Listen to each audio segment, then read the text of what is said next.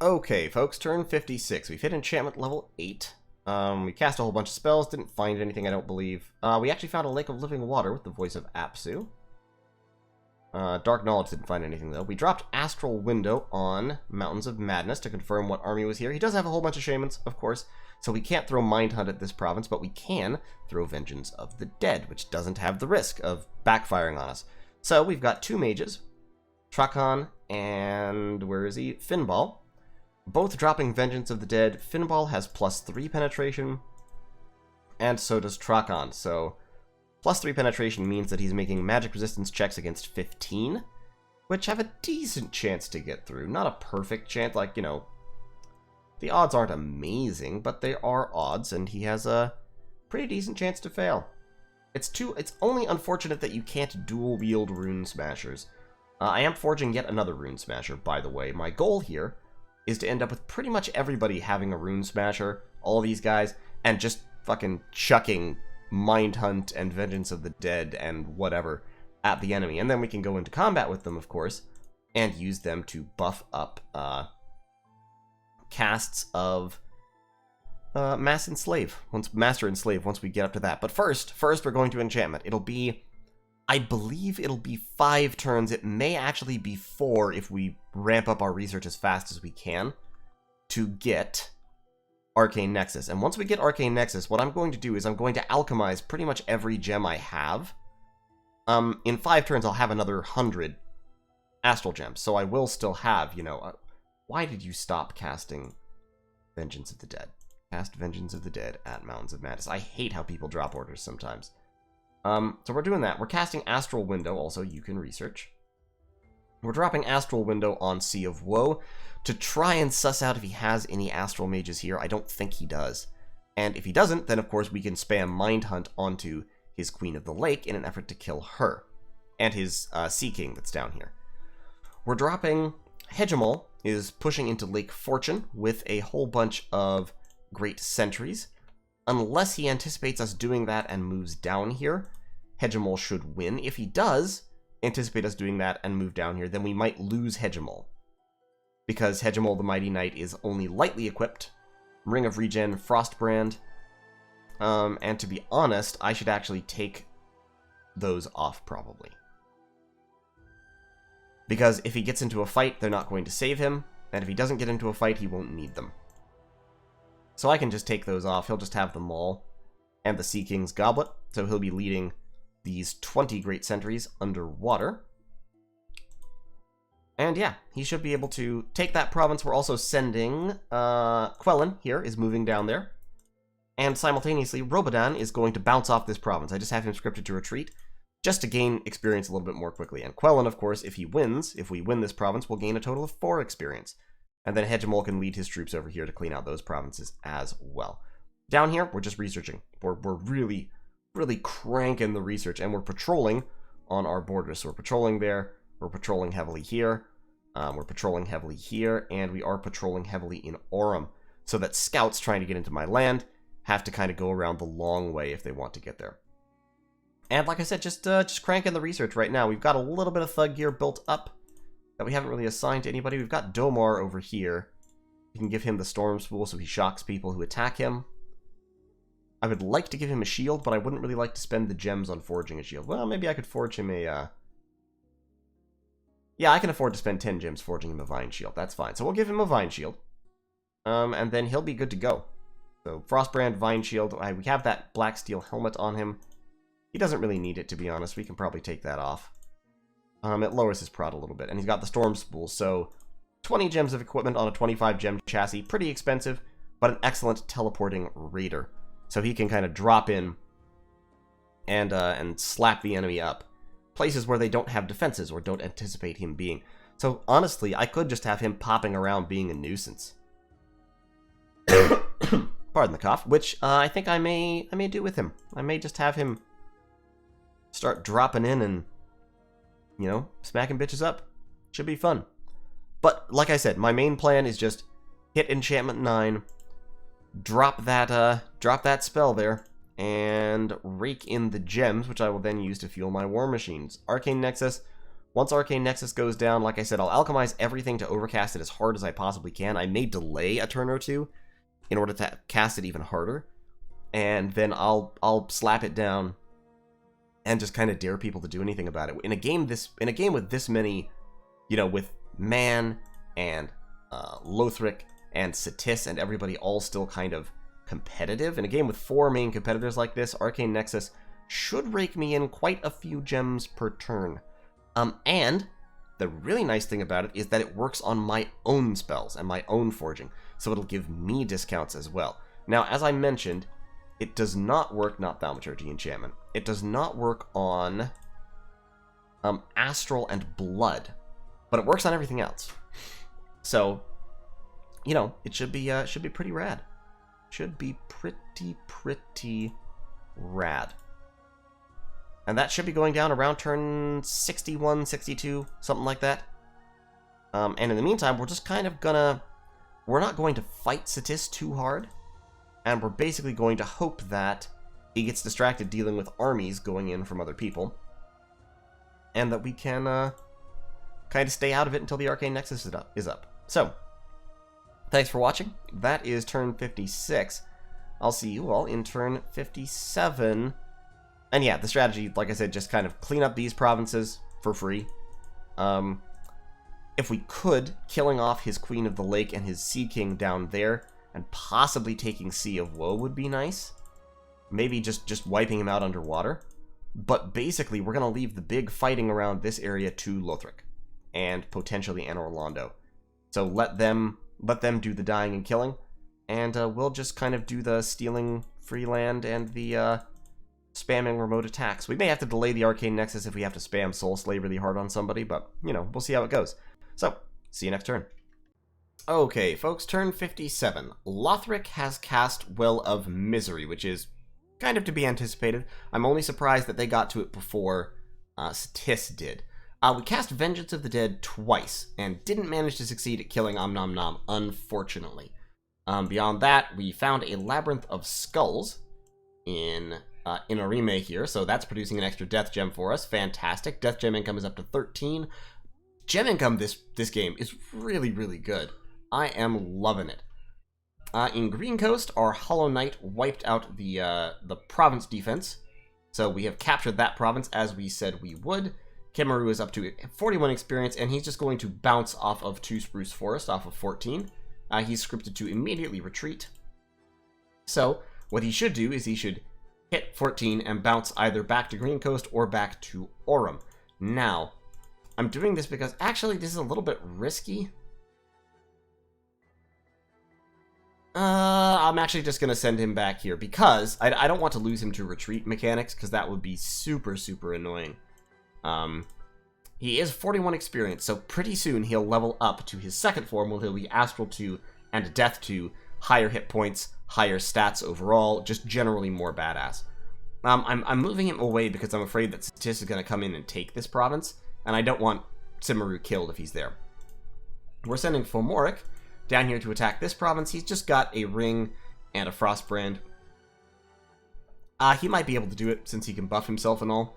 So he's just dropping buffs on himself and then going ham. We're still recruiting more Ictiids.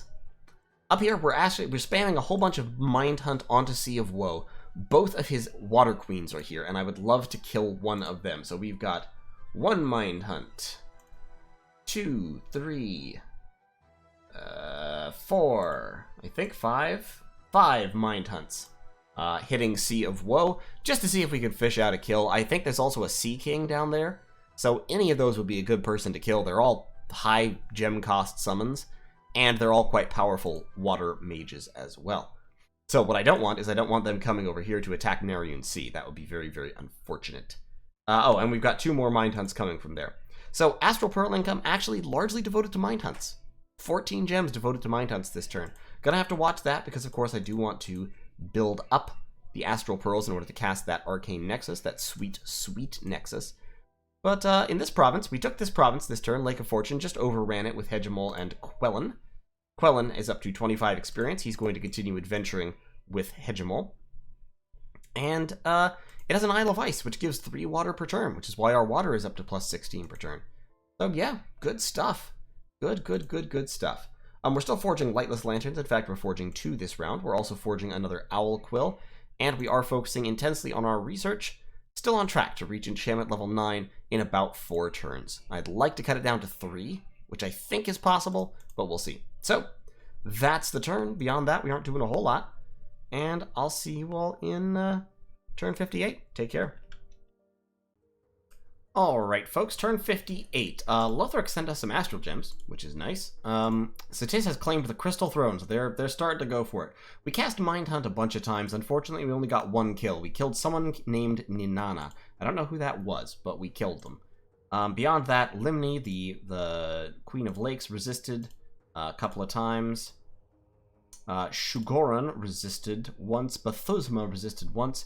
And then up here, Zothakoth resisted a couple of times. Zothakoth was a bishop fish, and I know that because that bishop fish just claimed the throne of Gaia. If we look at, I think it was last turn actually, claimed the throne of Gaia. In any case, attacks from the throne of Gaia are happening, and they've taken several provinces from a couple different people. A couple from Lothric, 1 from Anor Londo. They actually did kill a sorceress here, which is a little bit stinky. In random events, got a couple of fertility festivals, some gems, some more gems, and a sectarian movement that I don't really care much about. We were attacked by a vampire lord in Nom, and by some random indie infantry in the faraway sea who beat my province defense. Meanwhile, we attacked the Hungry Sea and took it out. We attacked Sea of Woe, just bounced our Hollow Knight off. That's Zathaquoth right there, who was patrolling. And in Genom, we actually lost our Hollow Knight to province defense, so that's a little bit unfortunate. That was down here. He'll respawn. I'm more sad about the gems we lost. We are casting more Mind Hunts, once again at Sea of Woe, in an effort to stop him from moving troops out to attack Lake Fortune. Hitchimol and Quellen are moving off to claim Triton Sea. That'll get Quellen up to 37 experience. We're once again bouncing Podro. We're bouncing Podro off that province, actually, and then we are bouncing Robadan off that province. Podro is at 11 experience, so gonna level up sometime, one of these days. And Robadan is a little bit further away. Podro only needs to bounce twice more and he'll level. Beyond that, we're patrolling with a couple of guys in order to dissuade this vampire lord from putting us under siege. And we're not bothering to defend anywhere else, pretty much. We're still just working on the research. 3 turns to go, and we should be able to lay down that fat, arcane whatever it's called. I can never remember the name of the damn spell. Arcane Nexus, that's it. I do need to slow down on the remote attacks in order to do that, but I'm dropping some on him just to keep him honest right now. I'm really trying to kill one of these really valuable mages down here, or some of his bishop fishes. Just some of the high level, some of the high level summons would be nice. Beyond that, not doing a whole lot. Domar is hopping down here. In case he continues his attack, Domar will suddenly appear. Also, Kim is sneaking down here, and I'm going to empower Kim in Death. The reason why I'm going to empower Kim in Death is so that I can cast some of the really powerful Death Air Crosspath spells in my Communion, because if I can get this Communion down here, I have a pretty mean Communion down here already. And I can add more mages to it pretty trivially from up here in Sitha or in Gold Mountains, where I have quite a few Communion Slave mages. By boosting that Communion up so I can give her a 3-path boost, which only takes 8 slaves, or especially if she's carrying a Skull Staff, then she can cast Wailing Wind and Wind of Death, which are both evocation spells. Wailing Winds makes everybody on the enemy army take a morale check every turn or run. And Wind of Death makes everybody in the enemy army take a magic resistance check, and if they fail, they are withered. And so they start taking damage and aging every round, which is really sort of hilarious. This actually affects everyone on the field, not just the enemy army, but what that means is I can go into a battle, drop Wailing Winds, and you win the battle. If you drop Wailing Winds and the enemy is using mostly like people with morale, you win the battle because they all run. And there's not a whole lot they can do about that. My troops, meanwhile, have actually pretty good morale, at least the military types of them, because they're being led by my commanders, who are inspirational, and so they get a squad morale bonus. And in particular, I can have them led by Bugsy Siegel, who has the Helmet of Heroes, and the Bless, and so his Inspirational +2. He should actually be more than Inspirational. Oh, it's not in my Dominion. So yeah, he's Inspirational +2, and also, just because of his leadership, gives +2. So anyone he's leading gets +4. So you can see here, these guys are morale 10. Under Bugsy Siegel, they're morale 14. So he can give people very, very high morale very, very easily. And he also has a whole bunch of magic leadership and some undead leadership if necessary. So I can give him, like, the world and all of troops, and he can just lead them, and they will be amazing.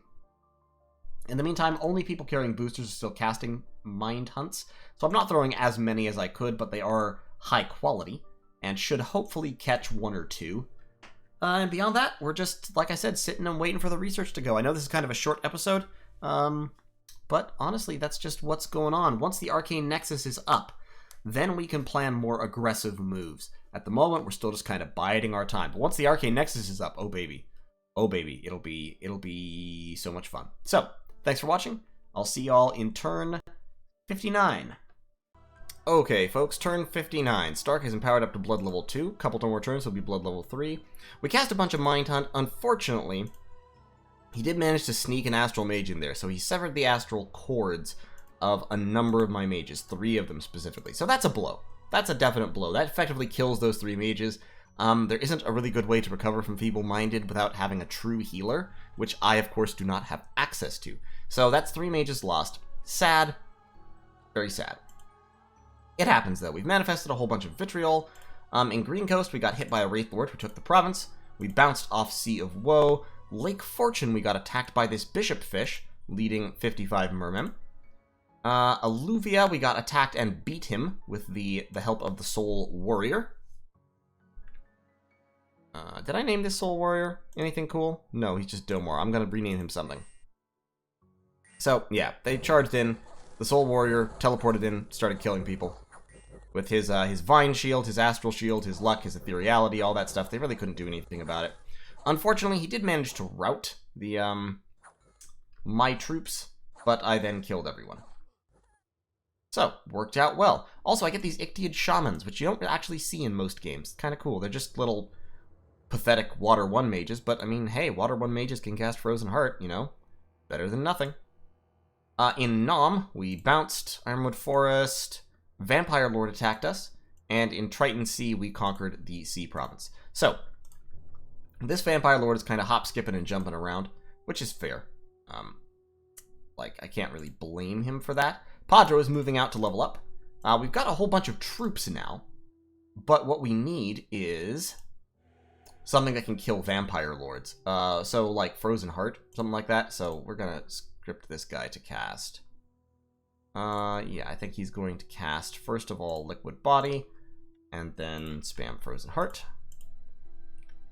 And we will copy that and give it to him, and give it to him. And these guys will hold and attack rear, and these guys will hold and attack rear. And actually, I'll tell you what. We'll set these guys aside there, and we'll put the mages in among them, and instead of Liquid Body, we'll have them cast Quickness a couple of times. So, Quickness, Quickness. Copy that one. Boom, boom. And so then these Great Sentries will race over there all quick-like and cause some havoc. So, Widra. He doesn't actually need all these flyers. He only needs a few flyers to pin the guy down. Because we don't want to give him, a whole lot of Soul Vortex targets, because once again, my magic resistance is very low, so Soul Vortex ruins me. And if we look at Ironwood Forest, let's view that battle. I think he's casting Soul Vortex, because Vampire Lords, of course, can do that. Yep, he's casting Soul Vortex. So yeah, fighting him in melee, kind of bad juju. He has 25 prot against mundane attacks, and the Soul Vortex effect. So his Soul Vortex Skeletal Body, and then he's flying to attack. And yeah, you see how quickly he regains health. He's actually positive on health right now, by a pretty significant margin. So, fighting in melee, no bueno. What we actually need is Gelatinous Cube could actually do it, hilariously, by engulfing him. since he's only 1 unit. Or Green Lions. We can send good old Fimball here to Soul Slay him. Fimball, Truckon, with the Green Lioners. So let's go. Where's Fimball? Fimball, Fimball, Fimball, Fimball, Fimball, Fimball, Fimball, Baroth, Truckon. You all just... You can... Control? You can research. Who's moving? You can research. Oh, Robodan. Yeah, Robodan's moving down there to gain some experience too. So, if we look at this, we've got our 3 Mages. They're here in the middle, and they're all just spamming Soul Slay. So they can hit him with Soul Slay. If that works, it works. If not, the Green Lions will kill him with their Vitriol Breath, which is magical, and so he's not resistant to it. Beyond that, we can also move out to retake that province with, we could send Shiggy. But I don't want to use these guys to do that. I don't need to. Instead, I think I'll just take about 25, and we'll just have them attack rear, and Shiggy will just cast spells. So Shiggy can go do that. Retake that province. He does still have his Queen of the Lake, who could come out with the Sea Trolls and Troll Guards and Water Elementals and all that, but they don't have the strength, I think, to actually break into any of my forts. So at most they can raid me, which is fair. And if they try to raid me, I can try to do something to them. Mind Hunt, Vengeance of the Dead, etc. Losing a couple of Soul Twisters, like I said, is a blow, but not a crippling one. And in 2 turns, I will have Arcane Nexus capability, and I will alchemize a ton of gems, cast that as hard as I physically can. I'll be up to 122 Astral Pearls. I might wait another turn or 2 to cast it, just to build up my pearls, but I can also just alchemize a ton of Earth, Water, Death, Nature gems in order to cast it really, really hard. And that is, in fact, my plan. That Wraithlord is alone, and I don't believe has any buddies with him. He's diseased, and he's a Death Mage level 3, and doesn't have anything with him. So he's casting Invulnerability. His magic resistance is only 16, though, so yeah, once again, this is somebody that I can wipe out with Soul Slay if this army doesn't come with me. I'm instilling an uprising in this territory, by the way. But to be honest, I think I'm just gonna sit here and research. Like, I think I'm just gonna research, stay passively on the defensive for a couple turns, and then once I have the Arcane Vortex up, then I'll go on the offensive. I still have my Stellar Focus. And Londo still has the Eyes of God. Everything is still up, but I'll pretty soon I'll be dropping the big fat spell. So that's turn 59. I'll see y'all in turn 60. We'll see how it goes. Okay, folks, turn 60. We're very close to our goal. Next turn we will hit enchantment 9, and then we will be able to alchemize all of our gems in order to overcast pretty significantly Arcane Nexus. Unfortunately, something very interesting has happened. Satis has simultaneously, in the same turn, cast Well of Misery and Maelstrom. So, that's fascinating. I spoke with Haerdalas, who had Well of Misery active, and he said there was about a 60 gem overcast on Well of Misery. So, Omnomnom's Well of Misery obviously was overcast more than that. Or at least equal to that. And lucky. And then Maelstrom has at least 80 water gems in it. And given that he overcast Well of Misery by so much, it makes me think that Maelstrom may well have been overcast by a similar amount. Now, it's possible that he actually dispelled Well of Misery and then cast his own Well of Misery at minimum, but I'm not gonna bet on it. So, what this means is that his globals are currently harvesting Satis almost 60 gems per turn, just from his globals. For reference, that's most of my total gem income being harvested by those globals. That's not counting all of the gems he gets from just owning the most territory out of anyone. Although Lothric may be close, I suppose. I don't think so, though. In any case, he is under attack on all sides. So Anor Londo is currently besieging 3 forts and is about to take away some of his gem income. He's broken these 2 and is about to storm them, I believe.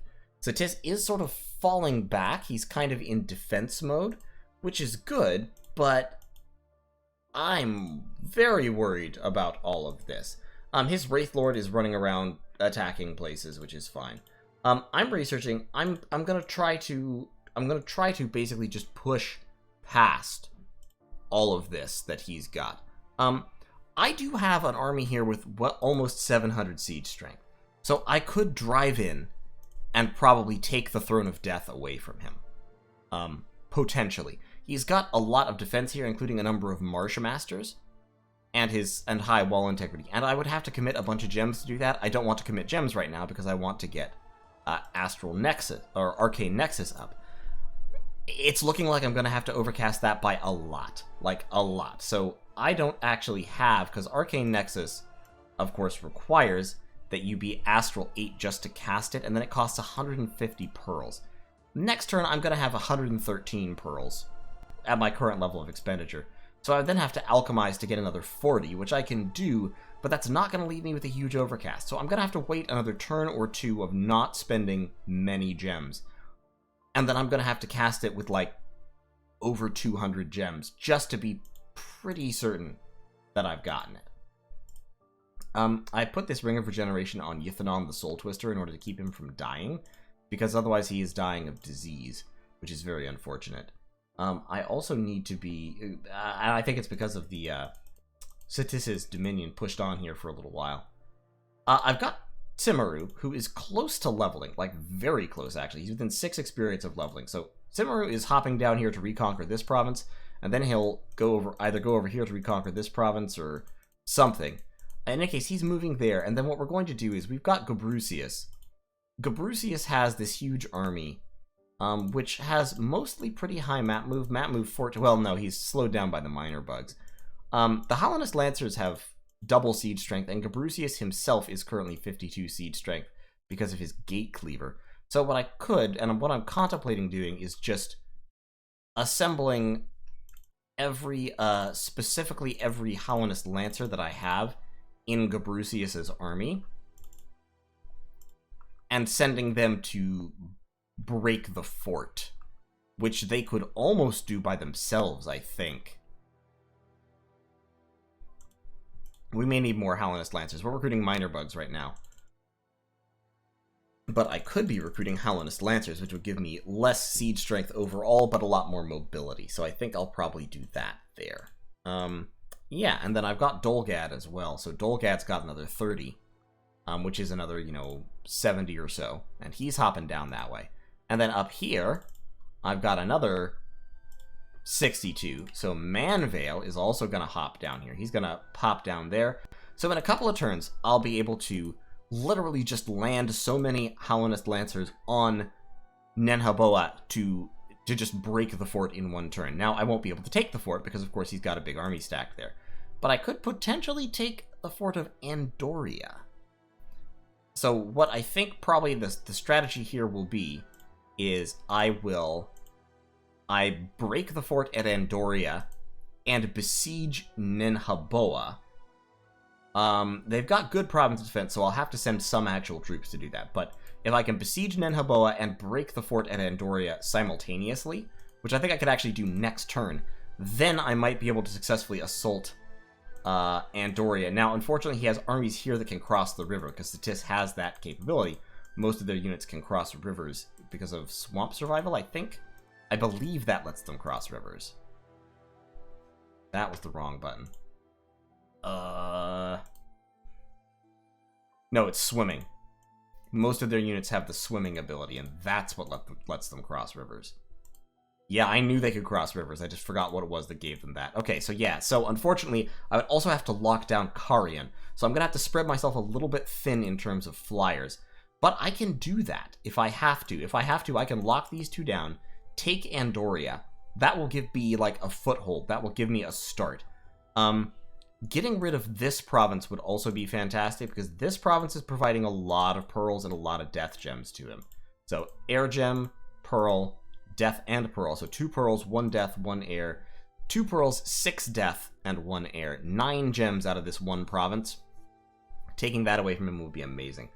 But my first priority does have to be getting the Arcane Nexus up. Now, down here, I'm hesitant to start throwing more Mind Hunts because of his Astral Mages that I know he's gotten underwater now. I don't know where that Astral Mage or Mages is. Could be one in both of these armies, could be only one. Kind of just have to see. He's also got a lot of gems here. That's Astral, Earth, and Earth here from the Imperial Quarry. So 4 gems per turn from the Sea of Woe. I'm not set up to really fight him underwater as strongly as I could. I can boost my water fairly rapidly if I want to, but once again, it'll just cost a lot of gems, and I'm saving my gems right now. We are throwing some Mind Hunts right here in an effort to kill Domex the Vampire Lord and send him back to respawn. We're also throwing a Vengeance of the Dead at Lake Fortune in an effort to hit the Queen of the Lake. And that Vengeance of the Dead is being thrown at pretty good magic penetration. A total magic penetration of +3. I don't have any Eyes of the Void, unfortunately, since they got stuck on some of the guys who have been feeble-minded.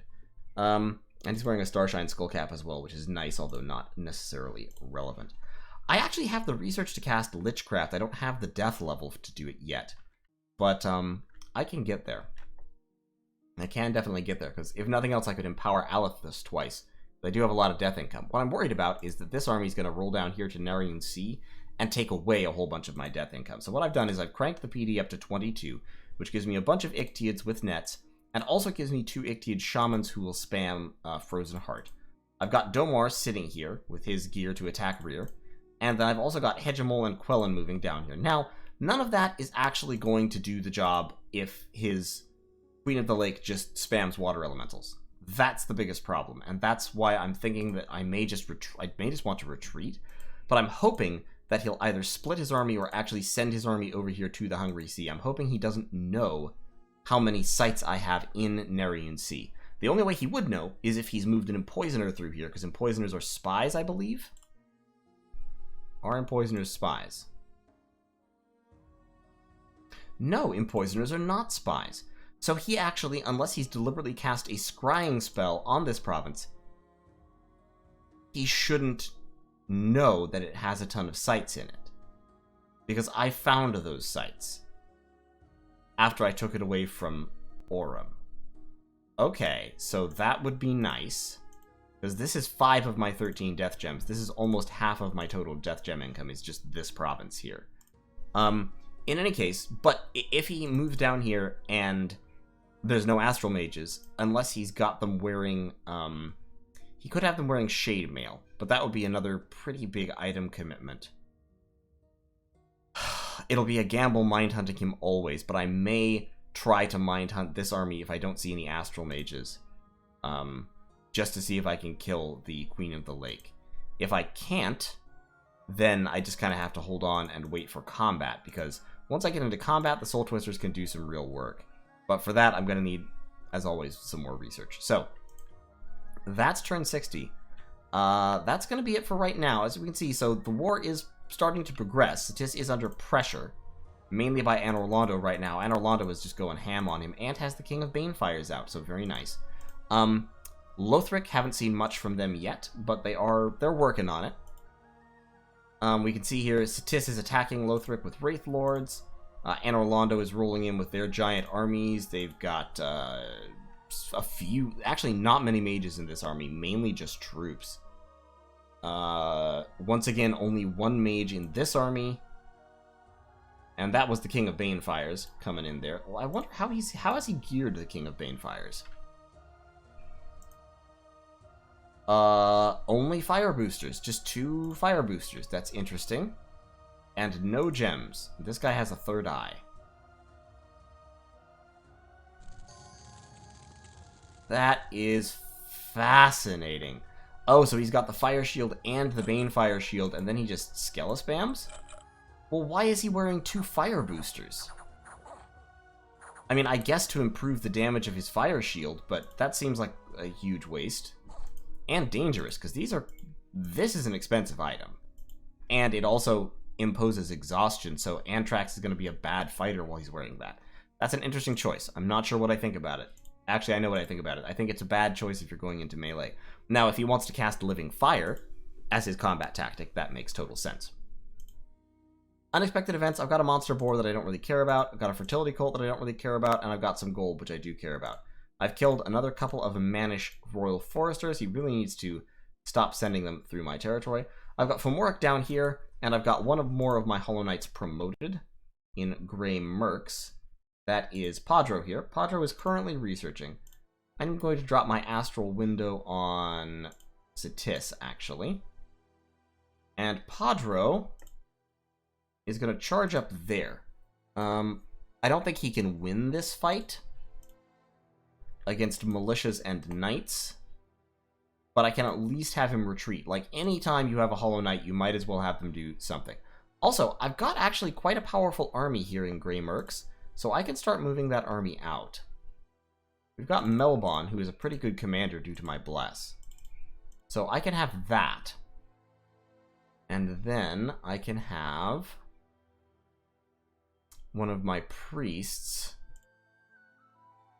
leading them. I can just leave the militia behind, mix them in.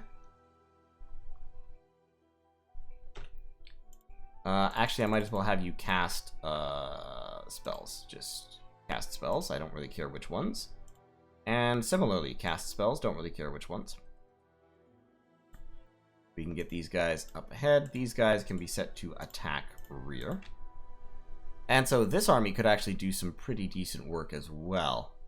Lots of siege strength in that army. Oh, we've got these guys. We can put these guys up here with... we can put them in Rame's units. And we can just set them to attack. So yeah, these two can actually storm up here and attack Anramark, and that way they will actually win the battle and Padro will get experience from it. Like, more experience. He'll get an extra couple of experience for participating in a victorious battle. So just hold and then attack. So we'll take that, and that will threaten Cetis and hopefully compel them to feel like they need to do something. And I could potentially go up here and break that palisade and take it and threaten this throne. Although, of course, we do have an actual army here with actual mages. So what I'm thinking, realistically, is... Got those 57. Got those guys. Got those guys. I can take you up this way. And possibly I can bait him into something of a trap, because I have a whole bunch of Soul Twisters here. 1, 2, 3, 4, 5, 6, 7 Soul Twisters in this province, plus some other mages. So I can take that province and then potentially keep my army there, move the Soul Twisters up to reinforce, and actually go and fight some. We'll see how it goes. But that's a possibility. And any province that doesn't have Shamans or Marshmasters in it, I can actually mind hunt. Because I very, very much doubt he has, like, secret invisible astral mages everywhere. He might have a couple secret invisible astral mages, but not many. Also, he has blood. I think he's empowering taskmasters in blood. I suspect that's what he's doing, because, like, this province here has had 3 taskmasters in it for a while now, with no real indication of why. I think... Taskmasters are just his cheapest commander. So I think what he's done is he started empowering them in blood, which makes sense if you want cheap blood hunters. So it might be worth throwing some mind hunts at them, just to disrupt his blood hunting. We'll deal with that as the time comes, though. I don't imagine he has many vampire lords, because I don't imagine he has a huge, huge blood economy, unless he actually found garnets somewhere, but I don't think he owns a single wasteland. Yeah, I don't know that he owns a single wasteland, so I don't think he can have garnets. In any case, I'll see you in turn 61. Let's see how it goes. This is kind of a dicey situation, but if we all pull together as a team, we can defeat Cetis regardless of his huge gem income, especially once I throw down Arcane Nexus and hopefully knock one of those out of the equation. So, thanks for watching. See you next turn.